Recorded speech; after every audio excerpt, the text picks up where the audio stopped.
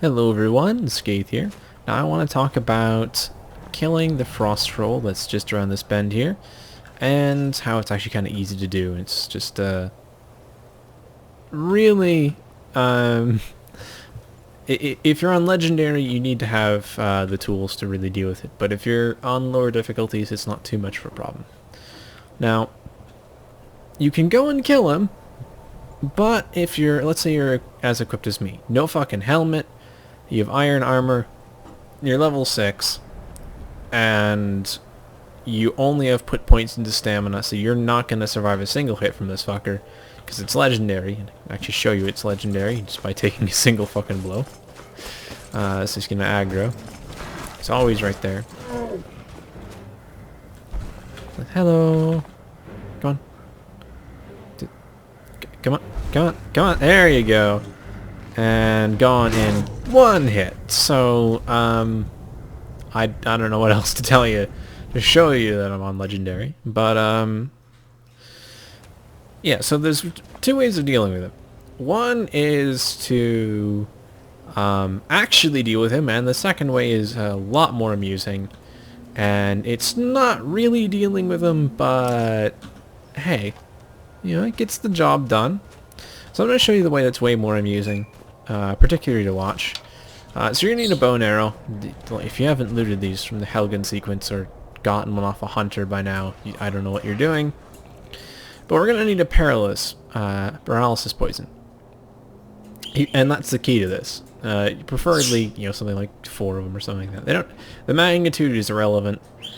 But you're going to be able to find the ingredients right around Movarth Slayer. Movarth Slayer has the Canis root and the swamp fungal pods necessary.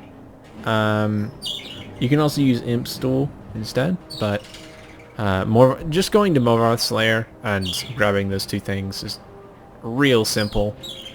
You know, the only thing that's hard to find is a Canis root, which I should show you on a map right now. You can actually find them all along the rocks in the Riften area between Ivarstead and Riften. You can find them all around here. They're harder to find around Morthal and Movarth Slayer, but they're there. So what we're going to do is we're going to apply one of those paralysis poisons to one of the arrows of the bow. It says the longbow, but it really, if we think about it, it's one of the arrows. And all we're going to do is we're going to wait for him to come around this bend here. And we're just going to let the paralysis do its thing. Yeah, so he's not going to be a problem anymore.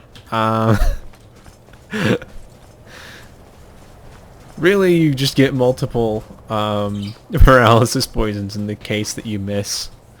And you don't want to save scum and just load it, you know, the save right beforehand.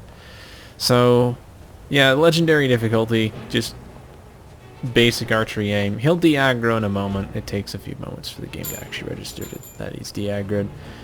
I mean, this isn't special edition right now, so I don't know if there's any changes to the AI and when they de-aggro, but regardless, it's that simple. You can that's the simplest and easiest way to deal with them. The second simplest is, of course, using paralytic poisons on your weapons. So you can just hit him once with the paralysis, and then he can't do anything. And, you know, he's just forced into submission, effectively. And you just, every time he gets up, you just put on another paralysis poison under your weapon and hit him again. It gets even easier when you have fire damage, as the fire damage will do a lot of extra damage to him. Super handy. And, you know, it will also stop his regeneration.